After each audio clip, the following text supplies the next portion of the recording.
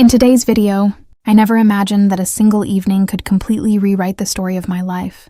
What began as an ordinary night, just dinner, a quiet movie, and some small talk, turned into something that would haunt me forever.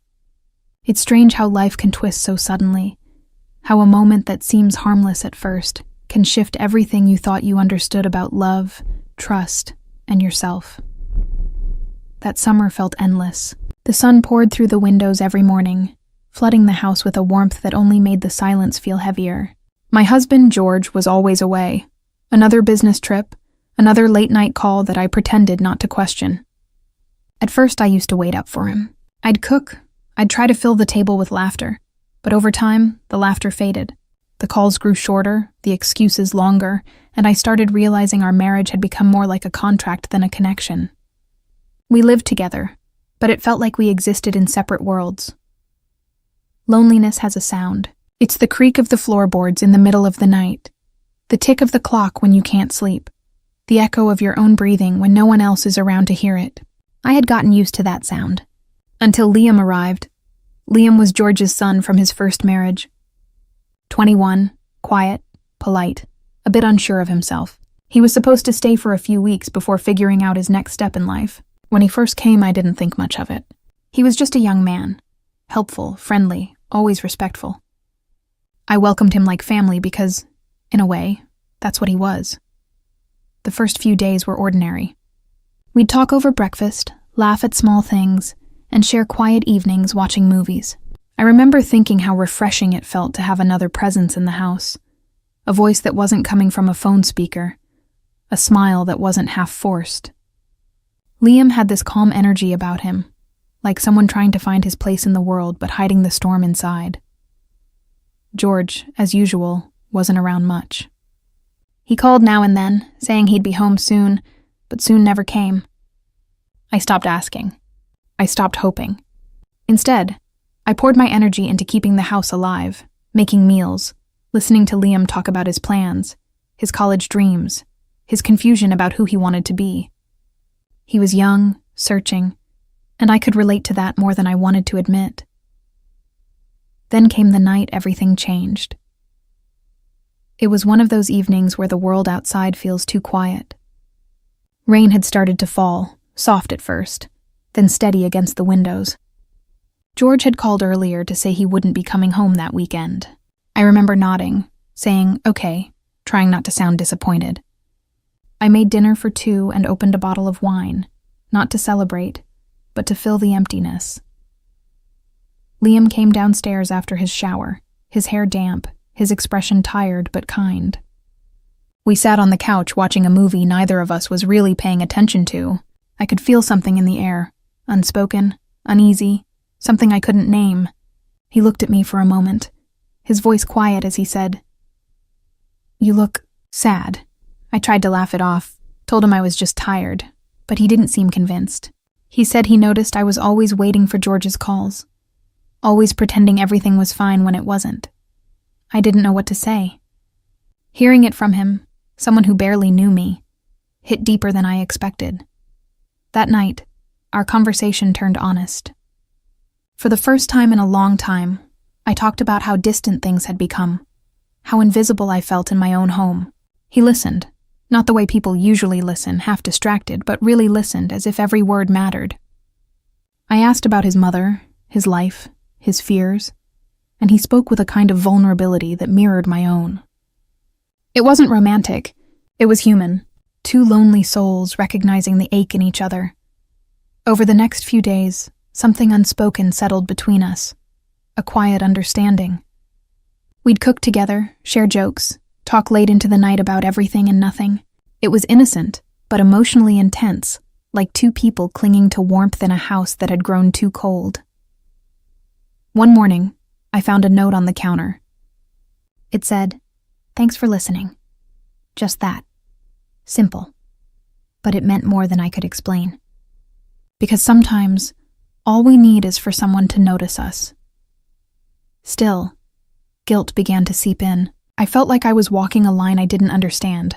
I wasn't doing anything wrong, yet I couldn't shake the feeling that I was betraying something. Maybe not George, but myself. Then, one night, everything shifted again. We were sitting outside under the porch light.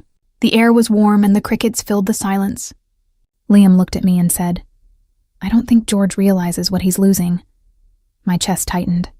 I told him not to say that he didn't understand, but part of me knew he did, because George had been losing me for years, slowly, silently, without even noticing.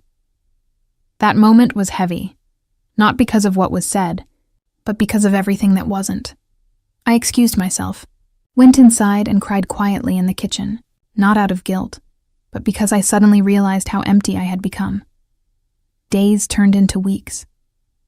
George finally came home for a few days, pretending everything was fine. He asked about Liam, about the house, but not once did he ask how I was. I smiled through it, played the role, but something in me had shifted permanently. Liam noticed too. He kept his distance more after that, and I was grateful. The line we almost crossed, the emotional line, was one we both knew shouldn't be touched. We never spoke about that night again, but it lingered in the air, like a shadow that refused to fade. When summer ended, Liam packed his things and left for college. The morning he left, he gave me a small folded paper. I didn't open it until after he was gone. It said, "You helped me feel seen." I sat there for a long time holding that note. It was such a simple sentence, but it carried the weight of everything unspoken between us. I realized then that sometimes betrayal isn't about an act. It's about neglect, about silence, about the small moments where people stop being present for each other. George came home that evening, kissed my cheek out of habit, and went straight to his office. I stood in the hallway, watching him disappear into another call, another world that didn't include me. That night, I sat alone again, but it felt different. I wasn't just lonely anymore, I was aware of what I'd allowed to happen to my life, how slowly I'd let myself fade into someone I barely recognized. I started writing again, not to anyone, not about anyone, just for myself. I wrote about love and loss, about longing and silence, about the thin line between loyalty and loneliness. I poured out everything that had been buried inside me for years. Time passed. Months went by, and the ache became quieter, easier to carry. George and I continued our routine. Meals, small talk, polite smiles, but it was all surface. I knew something had broken beyond repair. Then one evening, George found the note. I had kept it tucked inside a book, and somehow it slipped out. He asked who it was from. I told him the truth, that it was from Liam. His face tightened, but he didn't say anything. He just nodded quietly and left the room. That silence was worse than shouting. Later that night, he came to me and said, "You've been unhappy for a long time, haven't you?" I didn't answer, because the truth was too heavy. He sighed, rubbed his temples, and said, "I don't know when we stopped being us." It was the first honest thing he'd said in years, and somehow that broke me more than anger ever could, because deep down I knew he was right. We hadn't been us for a long time. We were two strangers living under the same roof, pretending we were fine. In the weeks that followed, something softened between us. Not love, not forgiveness, but a quiet acknowledgement that we'd both failed each other. I stopped waiting for him to change, and he stopped pretending everything was perfect. We existed in an uneasy peace, two people bound by history but separated by silence.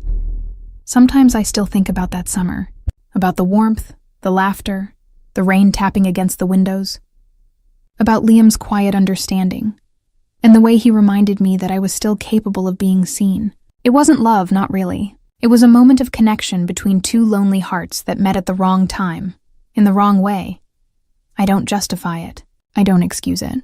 But I understand it now. Because betrayal doesn't always come wrapped in lies or infidelity. Sometimes it's the slow erosion of attention, the quiet forgetting of what once mattered.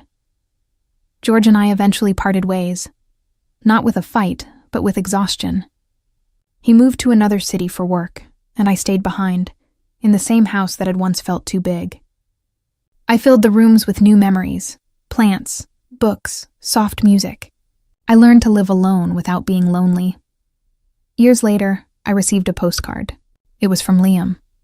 It said he was doing well, finishing his studies, and thanked me again for the conversations that had helped him through a difficult time. There was no hidden meaning, no emotion between